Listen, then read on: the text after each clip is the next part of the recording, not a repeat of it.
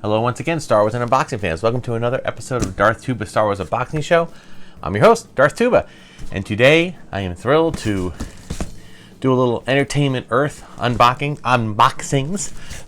Entertainment Earth has been my go-to for finding new Star Wars items. It is obviously a second-hand, or I guess not second-hand, second-level supplier, meaning they usually try to find the items in the same way we do, and then they sell them with a slight markup.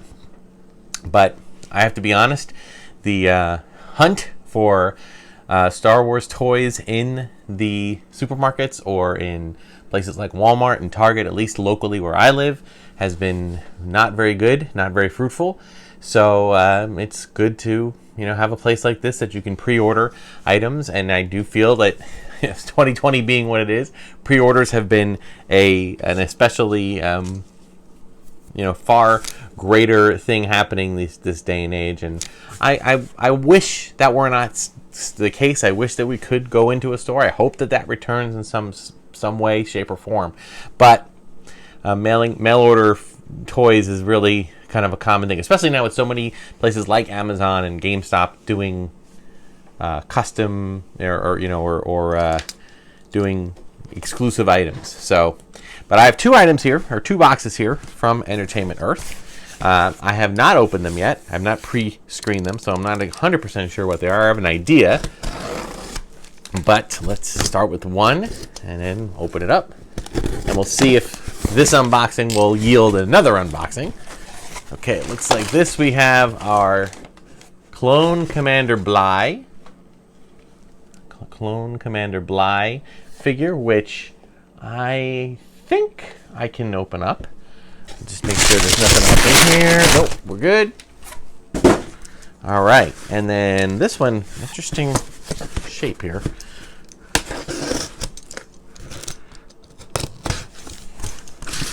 Let's see what we got. All right.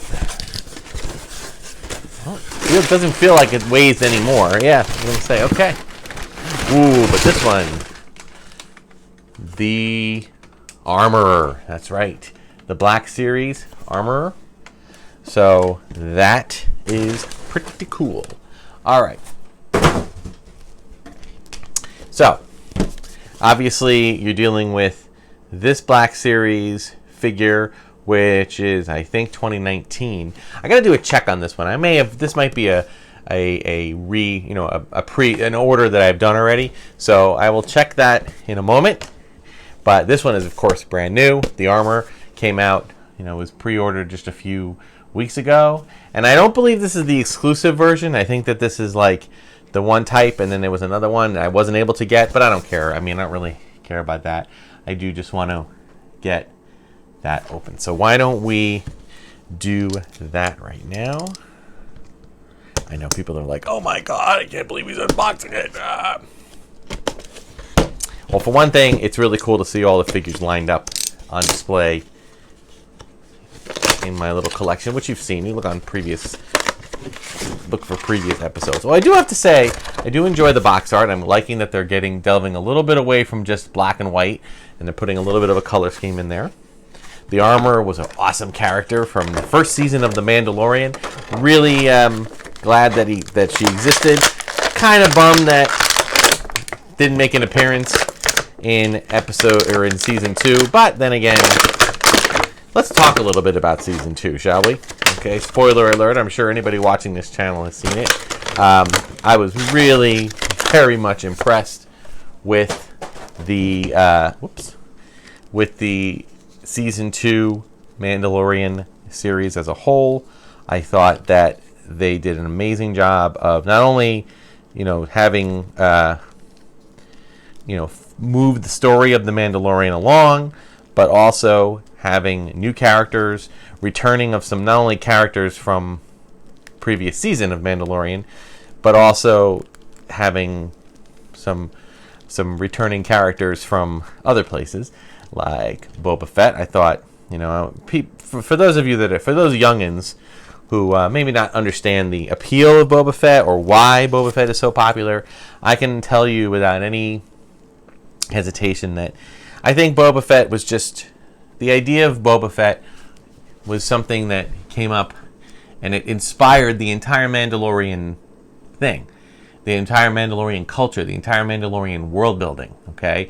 And everything, even like the... you can see the while this helmet does not look like the Mandalorians, it does have that same T visor kind of thing, and the whole bounty hunter Boba Fett story idea, it stemmed from that one character, and it was really just a backstory. If you watch Boba Fett in The Empire Strikes Back, first of all, and anybody watches him and he makes that really brief appearance in Star Wars, that's the special edition. In the original A New Hope, he did not appear at all. They just put him in so that he could be part of the entire trilogy. But he made his actual debut, obviously the holiday special, followed by Empire Strikes Back. But he had maybe 4 lines of dialogue, and it really wasn't that big of a deal. And he didn't do very much. He shot his gun off a little bit, and that was it. He took Han Solo and Carbonite to Jabba the Hutt, and that was the last of him. Until we see Return of the Jedi, and there he is again. And he had a little bit of action during the skiff fight, and then boom, accidentally bumped into his backpack by Han Solo, and flies into the wall of the skiff, and then into the Sarlacc pit. There had been comic books and all sorts of things that told the story of how he escaped, but never in actual canon did we ever see Boba Fett again until this season of Mandalorian. So honestly, really good stuff. And then of course there's the return of Luke Skywalker, which that just blew everybody away. I think in some ways there are many that say, "Oh, finally Disney did it right." I just think that there are a lot of people that they're licking their wounds from not liking the way the Rian Johnson played the Luke Skywalker character out in Last Jedi. You've watched my old episodes, you'll know that I had no issue with the Luke Skywalker story. I had no issue with the way he was, written out, and the way he met his fate, and the way he was utilized in The Rise of Skywalker. But I do agree that it's cool to see a little more of Luke Skywalker in his prime, doing his thing that we really never got to see too much of, and even in Return of the Jedi. Obviously he was pretty much an adventurer in Return of the Jedi, but it was cool to see a little bit more of that, even though, yes, there was CGI and he de-aged Luke and kind of looked like video game renderings, but I didn't really, I think most people are letting that go just because they were so happy to see him. So great season 2, and then this flurry of announcements of so many. I think Book of Boba Fett and the Rangers and the Ahsoka show and the Lando show, and oh my goodness, it's like a flurry of stuff. There's going to be Darth Tuba episodes way into the future, so I'm excited about that. But we're here to talk about the Mandalorian armor. Overall, cool character, cool look, cool sculpt.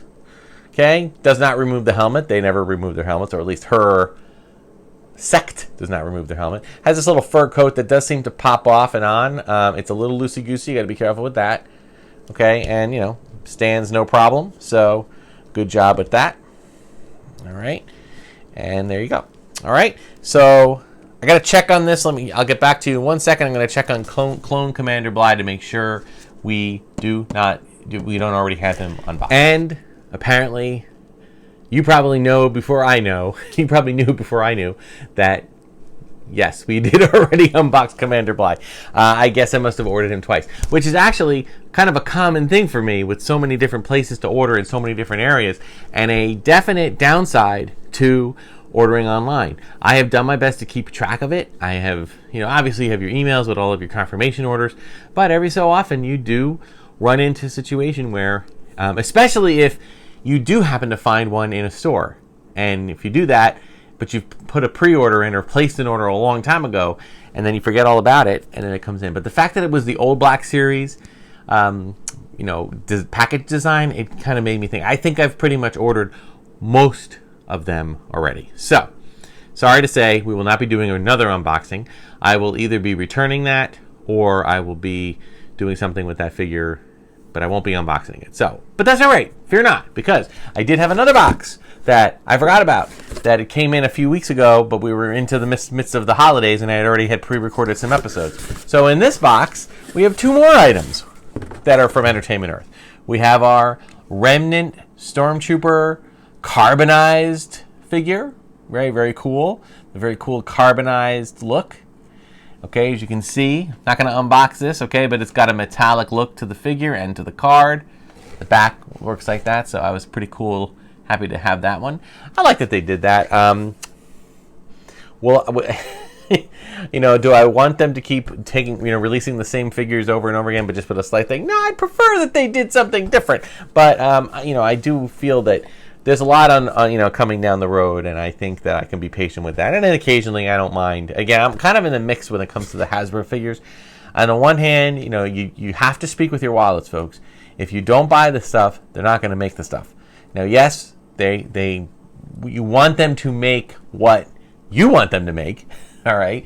But still, you got to, you know, you have to kind of be loyal to the brand to some degree.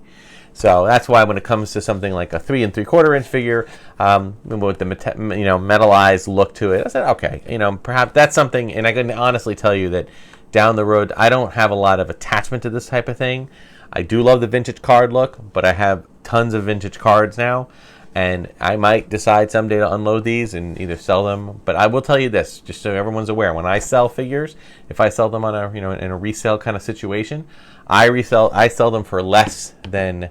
You know, I put them on eBay for a far reduced price, and decide. You know, I'll let the consumers who are interested fight it out. If nobody looks and says, if I put a figure out there for $3 and somebody bids $3, okay, then I didn't make any money on it, but that's all right, because that's still $3 I get back, and I'll use that and put that towards something else. Whereas if it happens to be a rare figure or something people want, it might go up in value, and there might be a higher bidding war on it.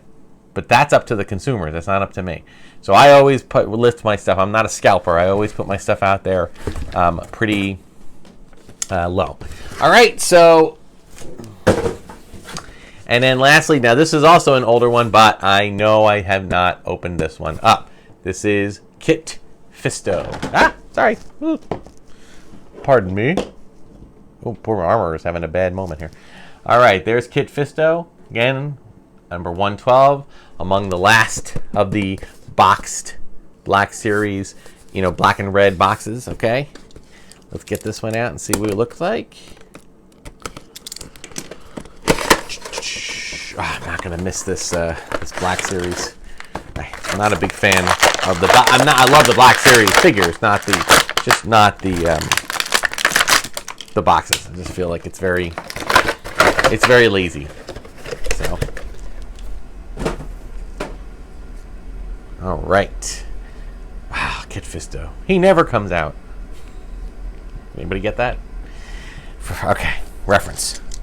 So before Star Wars was purchased by Disney, they had a nice working relationship in the Disney parks, having what's called Star Wars Weekends. I'm sure some of you might remember that. Star Wars Weekends was a thing, kind of an event that happened for about 4 or 5 weekends in May and June, usually around, you know, sometime in mid-May to mid-June. It was kind of a, you know, Disney was looking for ways to bring more people into their parks throughout the year. I mean, they never had a problem during the Christmas break or spring break. They never had a problem during Memorial Day weekend or during President's weekend, but and then certainly not a problem all summer.